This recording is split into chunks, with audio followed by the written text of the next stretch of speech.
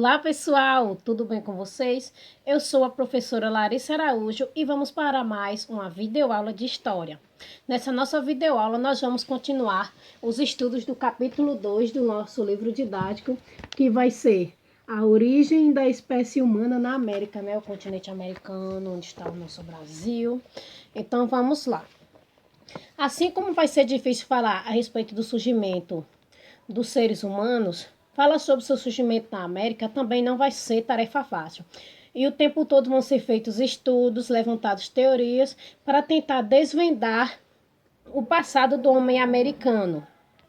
E uma coisa que vai ser muito importante para ajudar a tentar entender o passado do homem americano serão os vestígios deixados e encontrados em sítios arqueológicos pela América, principalmente pela América do Sul.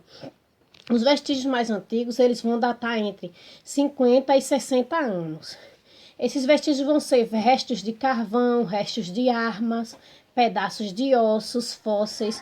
Eles vão tentar dizer e ajudar os estudiosos a entender o passado da América. E com base nesses vestígios serão elaboradas algumas teorias que vão tentar dizer com mais precisão possível como o homem chegou à América ou até se ele surgiu aqui. Então agora vamos falar sobre essas teorias. Elas vão ser 3 e cada uma vai ter a sua maneira de tentar falar sobre o passado do homem americano. A primeira teoria vai ser a autóctone. Essa teoria, ela vai defender que o homem, ele surgiu aqui na América, porém, a comunidade científica, ela vai descartá-la, porque, segundo os estudiosos, o homem e a mulher surgiram na África. Por quê? Porque os achados e fósseis mais antigos encontram-se lá. E até hoje na América não se achou um fóssil ou algum objeto mais antigo do que os africanos. Então, sendo assim, a teoria até hoje aceita de que o homem surgiu na África e depois se espalhou para os outros continentes.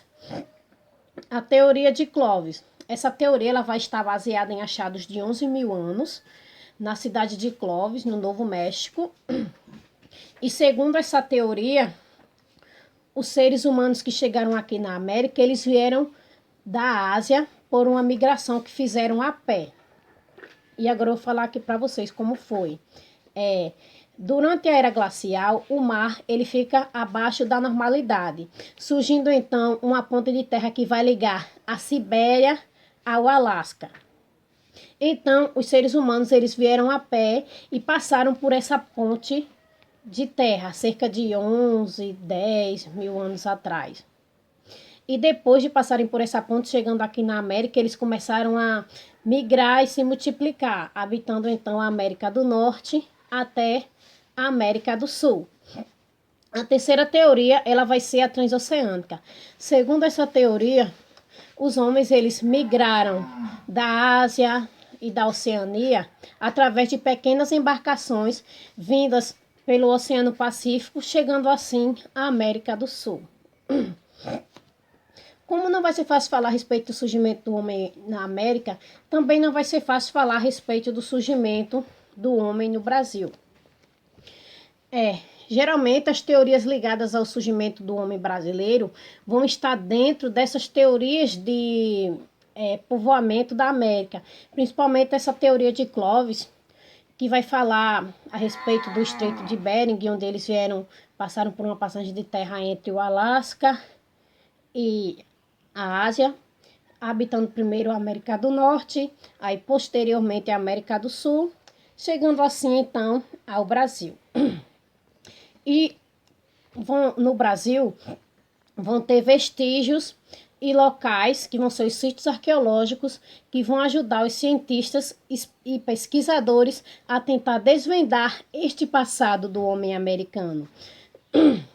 E um desses locais muito importantes serão os sambaquis. O que serão esses sambaquis? Eles vão ser os lugares onde mais se terá vestígios dos primeiros povos brasileiros que habitavam o litoral.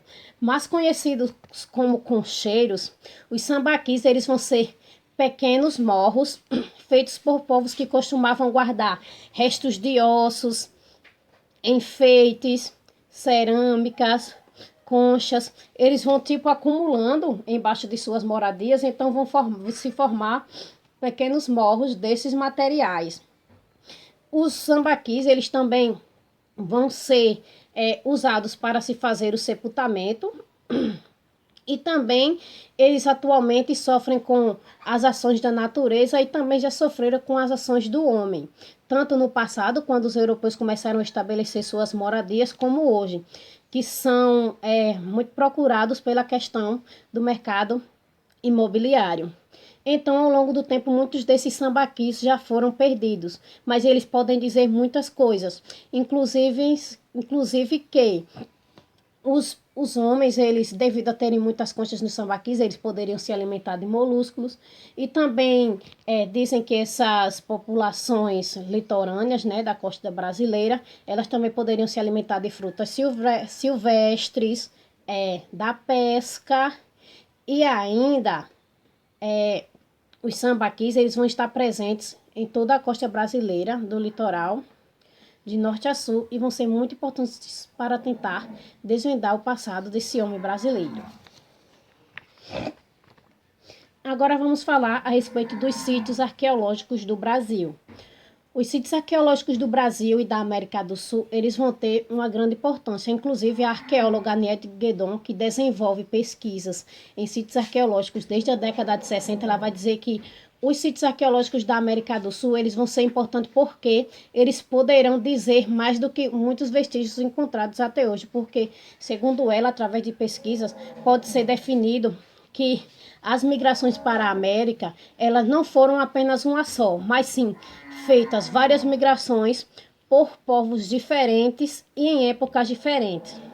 E desses sítios arqueológicos vão ser importantes os sítios arqueológicos da Lapa Vermelha, em Lagoa Santa, em Minas Gerais, ou da Toca da Pedra Furada, em Raimundo Nonato, no Piauí. E vão ter outros sítios também na América do Sul, que vão ser importantes, muito importantes para pesquisas. Outro local muito importante para se falar da pré-história brasileira vai ser a Serra da Capivara. A Serra da Capivara, ela vai ter uma questão muito importante, tanto da diversidade natural, conservação natural, como da conservação das pinturas rupestres que vão ajudar a contar o passado desse homem brasileiro. Segundo a arqueóloga Aniette Guedon, que desenvolve pesquisas na época desde a década de 70, ela começou a catalogar as pinturas rupestres. E segundo pesquisas, ela diz que o local ele antigamente poderia ter tido outra paisagem, grandes árvores, rios, o que atraiu uma grande população de homens pré-históricos que poderiam ficar nesse local, caçar e pescar e assim manter a sua sobrevivência. Mas o que é um enigma até hoje é o que levava esses homens a escrever nas cavernas, ou seja, a fazer a pintura rupestre, ou seja, aquelas pinturas que vão ser encontradas nas cavernas pré-históricas, ou a arte parietal. Sendo assim, para tentar entender o que levava o homem a fazer essa arte rupestre, serão levantadas algumas hipóteses, entre elas 3 principais, que é a hipótese mágica, a hipótese descritiva e a hipótese linguística. A hipótese mágica, ela vai dizer que os homens eles escreviam, desenhavam os animais nas cavernas para atraí-los e tentar assim então deixar a caça algo mais fácil. A hipótese descritiva, segundo ela, eles desenhavam seus momentos e os animais nas cavernas para tentar descrever o seu cotidiano. E segundo a teoria da linguagem, ela vai pôr em xeque a questão da pré-história, já que, segundo a divisão da história, a pré-história é tudo que ocorreu antes da invenção da escrita. Então, vai pôr em xeque isso porque, segundo essa teoria, as inscrições rupestres elas já poderiam ter sido uma forma de se comunicar através da linguagem pictográfica. E o que vai ser a linguagem pictográfica? Ela vai ser uma forma de escrever e onde os desenhos eles vão representar letras e palavras. Outro lugar importante também que eu queria falar para vocês é aqui na Paraíba, que tem o sítio arqueológico da Pedra do Ingá. E nele vai ter também inscrições rupestres. E embora até hoje essas inscrições elas não fossem compreendidas, elas são muito importantes e todos os anos recebem muitos turistas. Inclusive lá também tem o Museu de História Natural, onde abrigam fósseis e restos de materiais de seres humanos do passado, do nosso estado, né, do nosso Brasil. É muito importante a gente entender a pré-história e a importância dos sítios arqueológicos no Brasil e como isso vai contribuir para que se possa desvendar o passado do homem americano e do homem brasileiro. Por exemplo, em Lagoa Santa, os achados do homem de Lagoa Santa, do crânio de Luzia, que depois foi feito um rosto para ele, poder ver a semelhança que ele vai ter com as pessoas da Ásia e da Oceania, podem entender essa questão da migração. E assim, dessa forma, vamos encerrando a nossa aula de hoje. Mas antes eu quero pedir que vocês respondam o exercício da página 41 e 42. Mas eu vou falar aqui um pouquinho para vocês rapidinho desse número 3 e do número 4. Nesse número 3, vocês vão pesquisar na internet para tentar entender as técnicas que eram usadas para pintar as cavernas e fazer as pinturas rupestres. Isso aqui vai ser uma pesquisa que vocês vão fazer. E o número 4 é para vocês produzirem um alfabeto pictórico, ou seja, onde desenhos vão representar letras e palavras e descrever uma cena do cotidiano de vocês. Vocês vão fazer esse alfabeto e tentar descrever com base nele uma cena do cotidiano, ou seja, onde os desenhos vão representar as palavras. E por hoje é só, respondam as atividades, viu? Tchau!